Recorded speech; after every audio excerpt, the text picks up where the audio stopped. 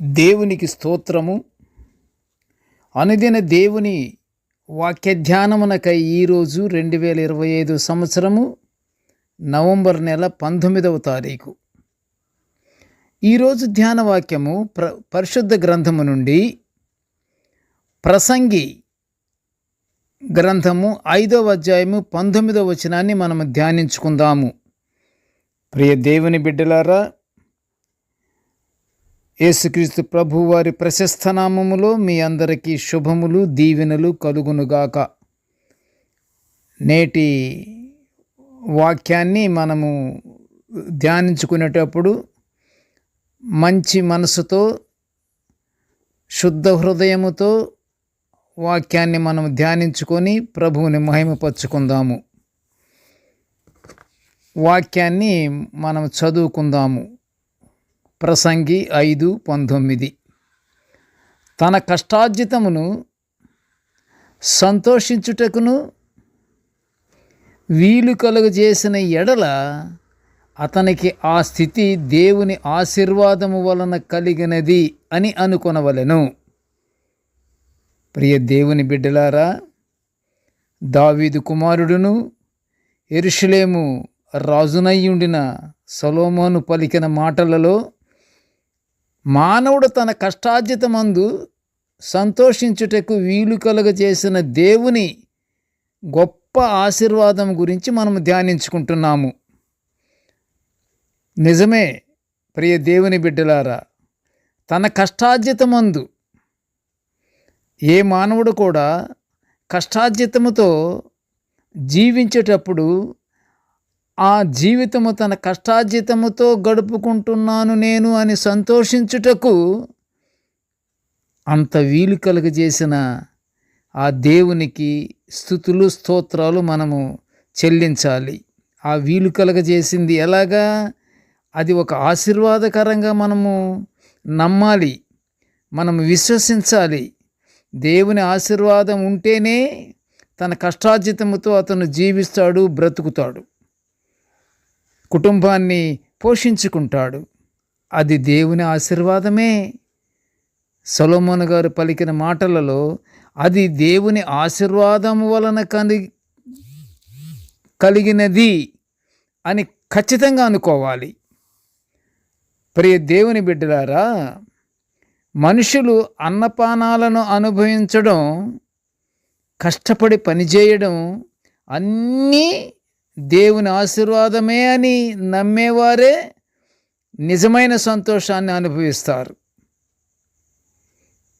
అన్నపానములు పుచ్చుకొనుట కంటేను, తన కష్టార్జితము చేత సుఖపడుట కంటేను నరునికి మేలైనది ఇక ఏదీ ఉండదు, ఏదీ లేదు అని పరమార్థ జ్ఞాని అయిన సొలొమోను గారు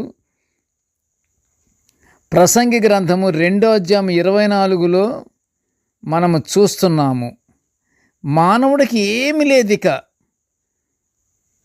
తన కష్టార్జితము చేత సుఖపడటమే,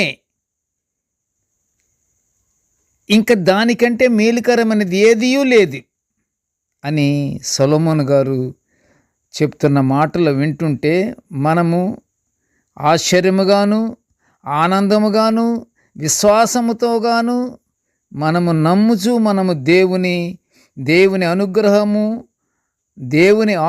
దేవుడు అనుగ్రహిస్తున్న ఆశీర్వాదానికి మనము స్తుతులు, స్తోత్రాలు చెల్లించుకోవాలి మన దేవుడికి. మానవులు వారి మనుగడ ఆశీర్వాదకరంగా సాగటానికి నిత్యము దేవుణ్ణి స్తుతి, స్తోత్రాలు చెల్లించుకుంటూ ఉండాలి. ఒక స్తుతి, స్తోత్రాలు చెల్లించుకుంటూ ప్రార్థనలతో గడపాలి, నిత్య ప్రార్థనలతో గడపాలి, ఎడతెగని ప్రార్థనలతో గడపాలి. పైనుండి చూస్తున్న దేవుణ్ణి మహిమపరుచుకోవాలి. ప్రియ దేవుని బిడ్డలారా, అప్పుడే మనుషులు సుఖంగా, ఆనందంగా బ్రతుకుతుంటారని సొలొమోను గారు పరిశుద్ధ గ్రంథములో సెలవిస్తున్నాడు. ఇదే అంశాన్ని ప్రసంగి 3వ అధ్యాయము 12వ వచనములో కూడా తెలియపరచటం మనము చూస్తున్నాము.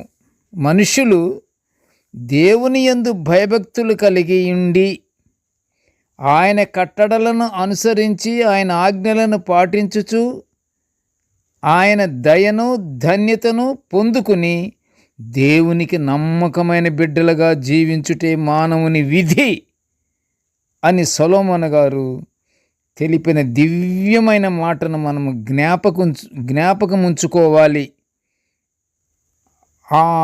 అట్టి జ్ఞానముతో మనము కొనసాగుచూ ఎడతెగక దేవునికి ప్రార్థనలు చేసుకుంటూ ఎప్పటికప్పుడే మన హృదయాలని శుభ్రపరచుకుంటూ మనము పరిశుద్ధాత్మ దేవుని యొక్క సహాయము మనము పొందుకుంటూ ఎల్లప్పుడూ ఏ విధమైన ఇతరత్ర అపవాది క్రియలకు లోబడకుండా అపవాది ప్రవేశానికి చోటివ్వకుండా మనము ప్రార్థనలు చేసుకుంటూ దేవుని నమ్మాలి, దేవుని విశ్వసించాలి.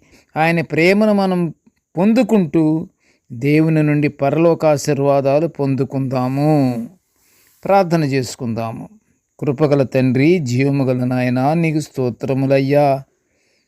తండ్రి, నీ యొక్క దివ్యమైనటువంటి ఆత్మీయత కలిగినటువంటి వాక్యాలను మేము నిత్యము ధ్యానించుకునే ఈ గొప్ప భాగ్యాన్ని మాకు అనుగ్రహించినందులకు నీకు స్తోత్రములు నాయన.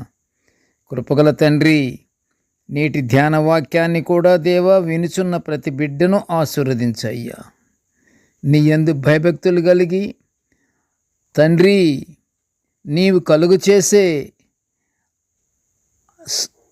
కష్టార్జితముతో సంతోషించుట అనే స్థితిని నీవు ఆశీర్వాదకరంగా మాకు అనుగ్రహించినటువంటి గొప్ప తలాంతును తండ్రి మేము జ్ఞాపకముంచుకుంటూ నిన్ను మహిమపరుచుకుంటూ నీ బిడ్డలంగా మేము జీవించే భాగ్యాన్ని మాకు అనుగ్రహించమని ఈ మనవులన్నీ యేసయ్య పుణ్యనామమున వినయముగా వేడుకొంచుంటున్నాము తండ్రి.